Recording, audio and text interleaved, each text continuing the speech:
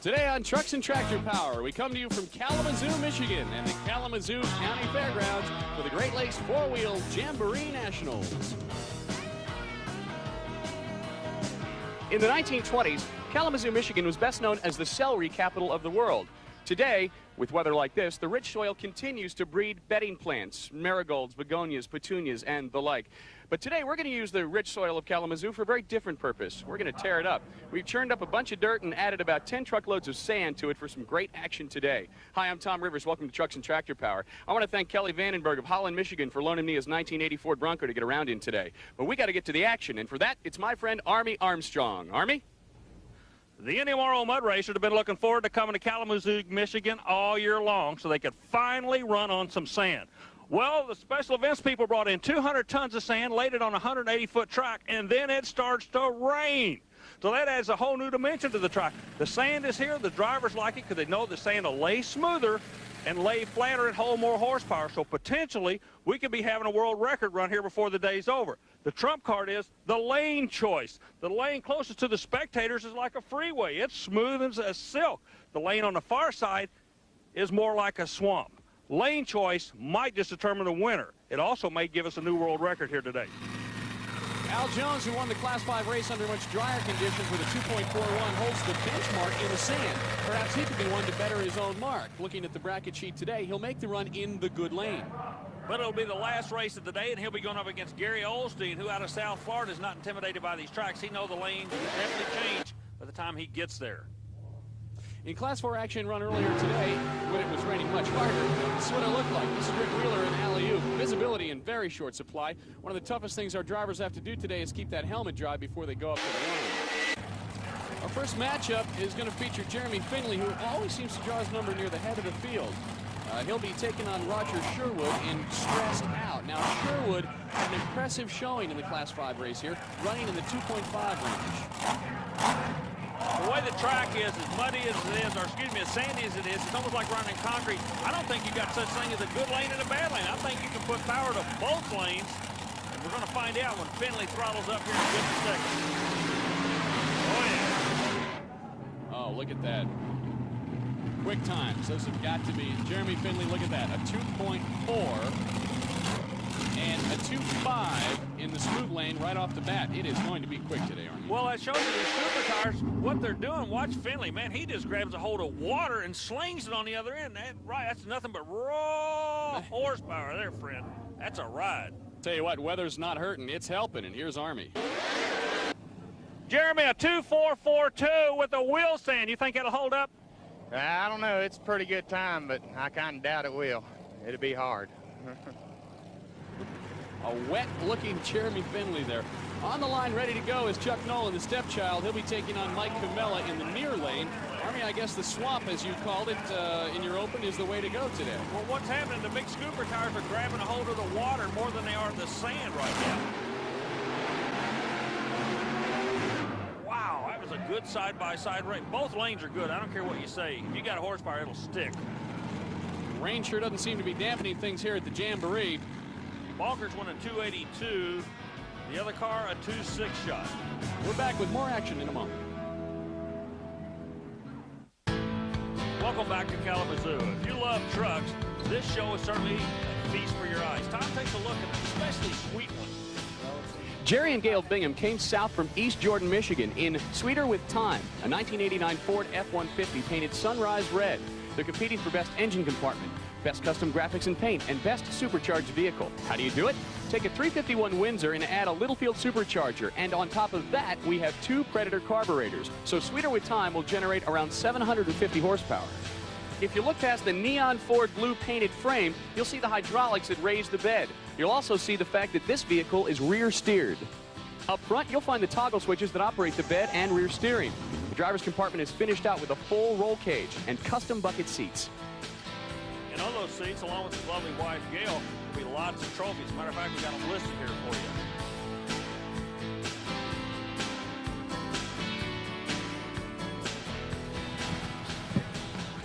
Back to the competition area where we have a major tire swap going on. Mike Camella, who made a 2.822 pass in Bonkers, lending his scoopers to Joey Villarreal and Joey Quick.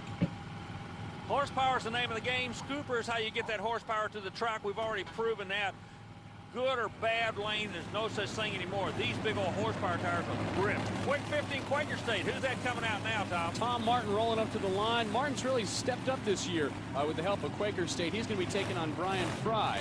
Of course, Martin's made several design changes. We'll get more on that from Army Armstrong about Tom Martin's Super Trooper from Portage, Indiana, and the changes.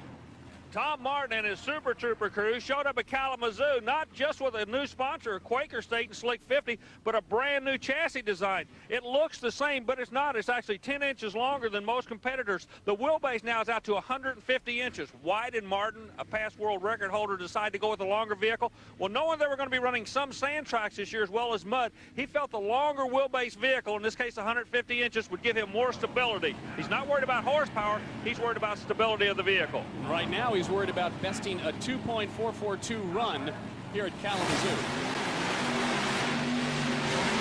Boy, good shot. Let's see what the numbers say when they come up. 2442's number not going to be there. Quite. 264. He's still trying to get the fueling problem squared away in the car. Fry, meanwhile, has some problems. Backs it off to a 483. Next up, it's going to be Dan Brown in the blower drive service mind games. Remember the name Larry Hall? He's the one who tunes it out of Indianapolis, Indiana. You got a California sponsor, Indianapolis tuned, and we're racing in Kalamazoo, where Army's caught up with Tom Martin. Tom, a 264. I don't know if the number makes you happy, but the car sounded strong all the way through. No, it's pretty disappointing. We're struggling with this engine combination right now, and we're going to go out and test because we want to put this Quaker State Slick 50 in first place. He wants to put it in first, but so does Keith Barry, who's going to be Dan Brown's opponent. Take a look, two very similar looking vehicles, and Keith making the drive from Genison, Michigan. Keep an eye on the track right in front of him. That's the interesting part. Look how slick it is, how smooth it is. Those big old tires, to really get a hold of a smooth surface, that should let them go straight. Both drivers concentrating. That's a good run. Tom, this sand I'm really liking. Even muddy, I like the sand. Brown, a 249. Definitely muddy. You know, sand, we thought was going to look a lot different. There's Keith Barry with a 2.5. We thought the sand was going to look a lot different, but with the rain and the moisture here, it's actually just looking like an old-fashioned mud race. Oh, you're exactly right. Look in front of the vehicles how smooth the track is, and as they come through, the sand is the smooth part of the track. You get in the shutdown area, that's where you get your lumps and bumps. You do, and in the shutdown area that is a little sloppy, Army's got both drivers to talk to us. Well, you talk about a drag race, we just had one. These guys don't know what the numbers are. I'm going to tell them now. 249 for you, 251 for you. Did it seem that close to you out there, Dan? I couldn't tell. When you got on a big end, you couldn't see much. And then he hit that water hole on the end, and I didn't know where he was at. I was hoping I was away from him. How about you? A 251 is nothing to be ashamed of. I thought it ran really good. Like he said, you can't see nothing when you hit the water hole at the end of the track. How do you know where the other guy is? Just hope he's not alongside you. Back to you, Tom. Yeah, and hope a lot. Paul Hospenthal, another one of those Michigan drivers. Paul won the NMRO Open Division in 1994. His last Jamboree win came at Indy in 1994. Joey Villarreal is going to be racing him. Joey finished second at an Indy Cut Tire race back in 1995. Joey relies on Chevrolet for horsepower. In the other lane, they rely on the Ford to make the horsepower. You know, they were talking about what goes through your mind. I know exactly what goes through your mind in the shutdown area. Both drivers are saying, "Our Father, who art in heaven." Please keep that man out of my lane. Haven't seen any rosary beads hanging from the side there either. Whoa! Showtime! Wow! Boy, Paul really put those front wheels up high. The 260 really is a false time. 266 are good time. The reason I say a false time, he broke the timing lights with his rear wheels, not the front wheels. He wheelied out of the ballpark. Replay's going to show you real quick. This was the lane they thought was the bad lane to start of the day. Look at the horsepower they can plant. Goes out, short shifts it, now he's just powering it up. Houston, we have liftoff. Army's going to talk to Paul about the wheelie action here at Kalamazoo. 260, it will not get you in the top 5, but it may get you on the next edition of Shake, Battle, and Roll with that wheel stand. Yeah, I figured I better let off. She was a little too high. Well, those grandstand seats here at Kalamazoo are to preview today as they avoid the rain. Paul calls the Ford no surrender, and he didn't surrender, just had to let off of it. We'll be back. Welcome back to Trucks and Tractor Power as we look at a monster truck on the Midway. Wasn't the only one here at Kalamazoo. We also had some Penda Truck Accessory Point Series regulars putting on a little exhibition. Yeah, just for grins and giggles, Dan Runte brought out the Bigfoot, and today he gets a chance to kind of play around the truck and get a feel for it. And this is important to these fellas and girls because Pam Potter came out and did some showing off a little bit later. But right now, Runte... Is that showing off doing donuts like that? That's showing off, and that's just playing in the mud and listening to the crowd. Wow. I'm glad he doesn't visit me and do that in our front yard. Yeah, but your neighbor would love it. We talked about Pam Potter. She came out in the boogie van and she chased the Pender points too. But who lines up next to her in the other lane? Her husband. Whole shot to the guys.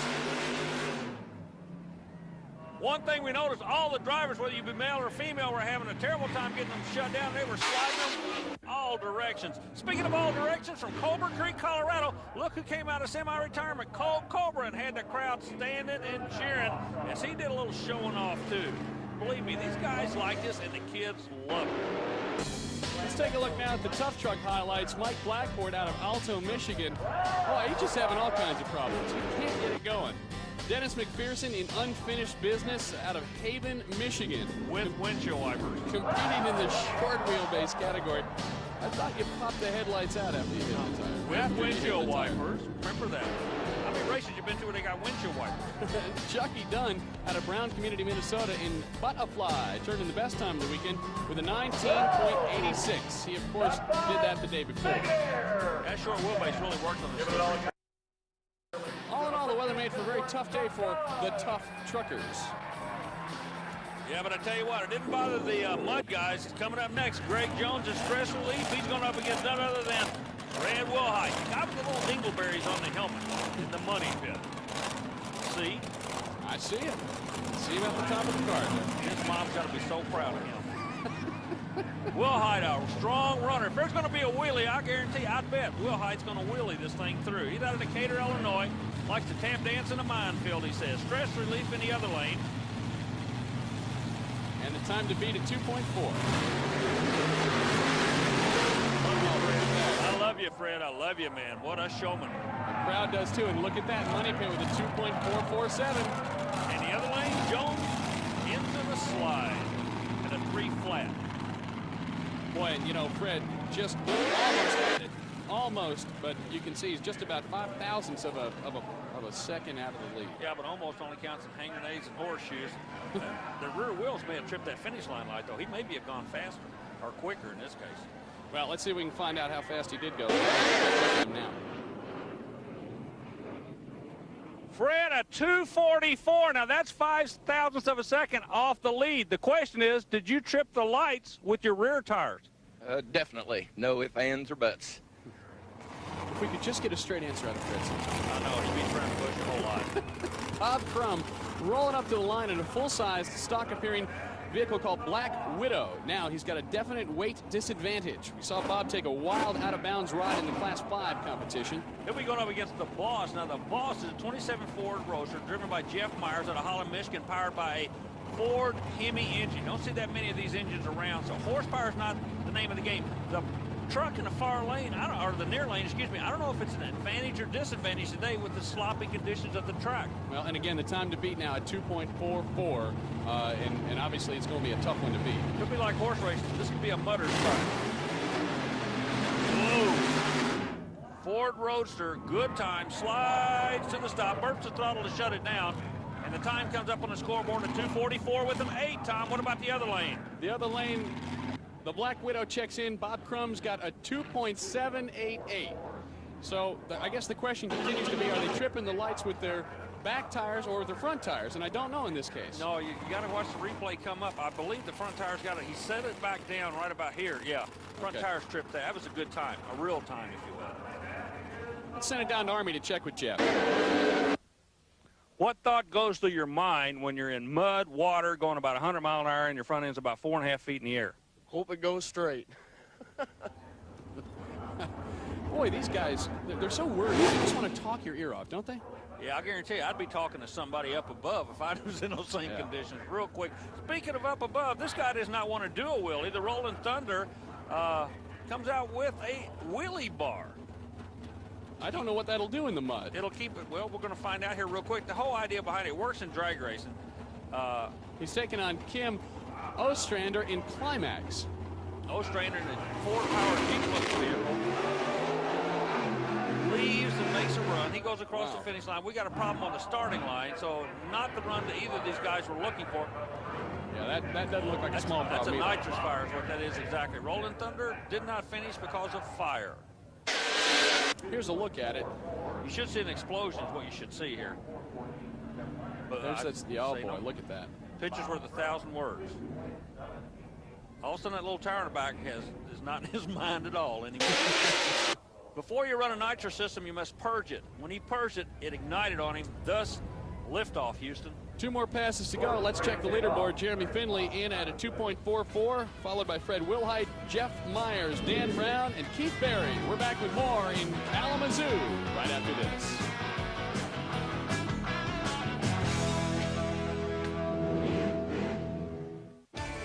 The four-wheel jamborees are part of the Special Events Performance Series featuring a weekend of four-wheel fun. There's the manufacturer's midway, or check out all the chrome and polish of the Show and Shine competition. Contact the Special Events Promotion Company to find out more about the jamborees and other Special Events Performance Series events. Boy, the Show and Shine trucks you see here on the midway are just wonderful to look at. As the people enjoy those walking around the midway, we're going to go roll back to the line where Steve Bareman in Chemical Reaction is going to be part of the first of our last 2 pairs. Steve's last win came at the Class 6 competition in Indy. Now the swamp has been the way to go so far in this one. Yeah, but David Sconce in the Tickle Pink will not be in the swamp lane. We had a lane that started off the swamp lane, was the lane Behrman's going to be in. The Kansas Highway lane was the lane that Sconce is going to be in. But so far, wet has been the way to go today. Chemical Reaction, 27 Ford Roadster, Audi horsepower out of New York. Sconce rolls into the lane. He's ready. Behrman's ready. Oh, man, that was an awesome run. Awesome. See the time on that. Man, that kid went down there like skipping a rock. A 2:37, Tom. Wow. David Sconce checking in with a 2.830, so we got a new leader. Yeah, but look at this, like letting go of a slingshot. Watch this. I'm not sure he had any control over this vehicle. He was just along for the ride. Boy, he was. Look at that, almost high-sided. Army's going to check in with Steve Behrman now on that run. Great run. A 2:37 put you quickest of the day so far, but you were really on that edge, teetering between doing a big wheel stand and keeping it down on the ground. How do you know when not to backpedal? As long as I can feel it staying pretty low, I feel it's pretty safe. The way we got this car built, we don't really worry about doing wheelies with it. It's never done them before, and we got the setup pretty close, we think, where it keeps front tires down good.